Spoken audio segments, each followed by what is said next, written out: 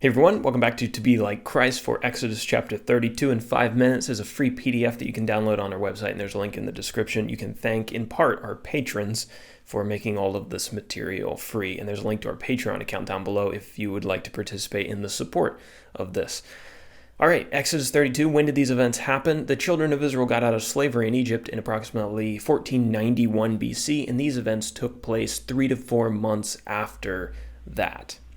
Our characters, we've kind of got the usual cast of characters for this chapter. We've got God, his presence has descended on Mount Sinai, and he's been talking to our second main character, who is Moses. Moses was the man who God selected to lead the Israelite nation out of Egypt and lead them to the promised land of Canaan. Aaron is our third character. He's Moses' brother, and God selected him to be the first high priest of the Israelites. And then finally, the Israelites, also known as the Hebrews, are our last character or a group of people. They had been in slavery in Egypt for hundreds of years. God has now led them out, and they didn't always honor God as well as they should have. All right, now for our map. We are still at Mount Sinai. So the Israelites are encamped around the bottom of Mount Sinai. Moses is up on the top of the mountain. He's been talking to God. And you can see the traditional location of Mount Sinai down by the Red Sea on the map.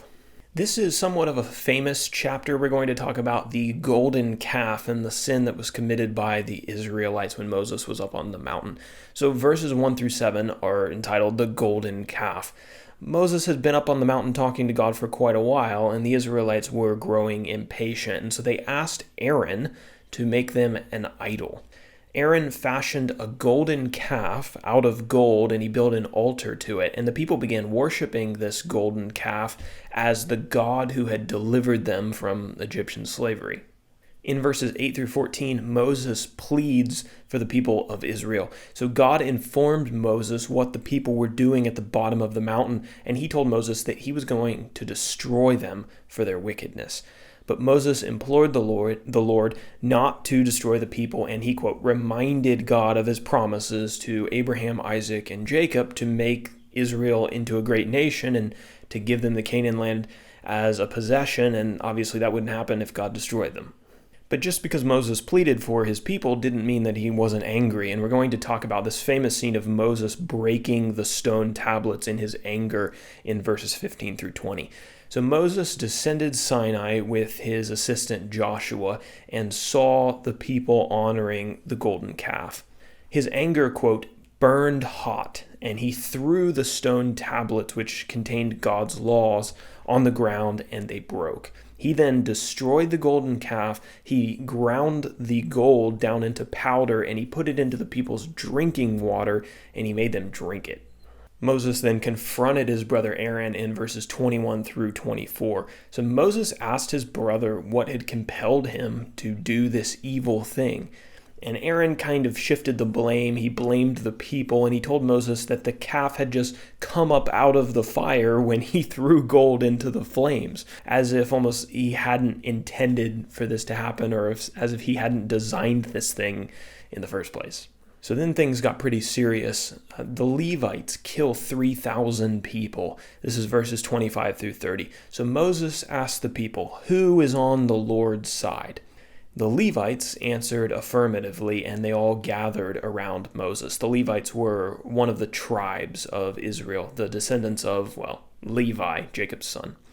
Moses told the Levites to take swords and to kill their wicked countrymen. Apparently, some people were unrepentant of what they had done.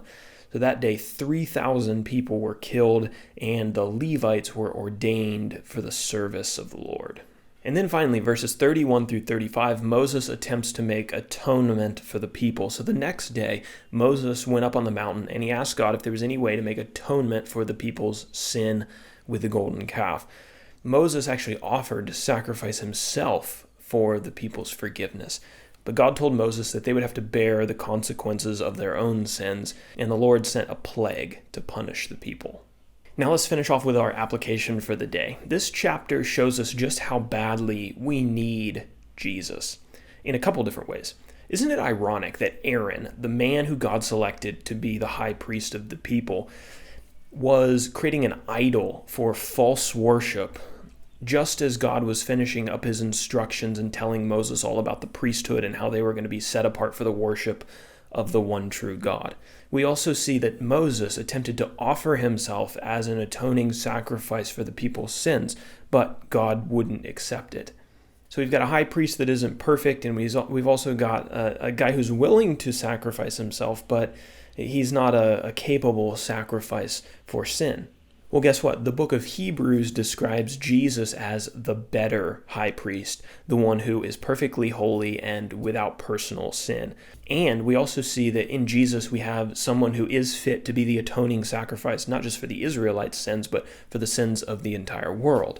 And Jesus did indeed offer himself so that we could be forgiven. So in these Old Testament stories, we see pictures, we see our needs explained to us. There's a need to be forgiven. There's a need to have a perfect representative before God. But in the Old Testament, the solution is not given. It's the New Testament that presents the solution to all of our problems, and the solution to all of our problems is Jesus.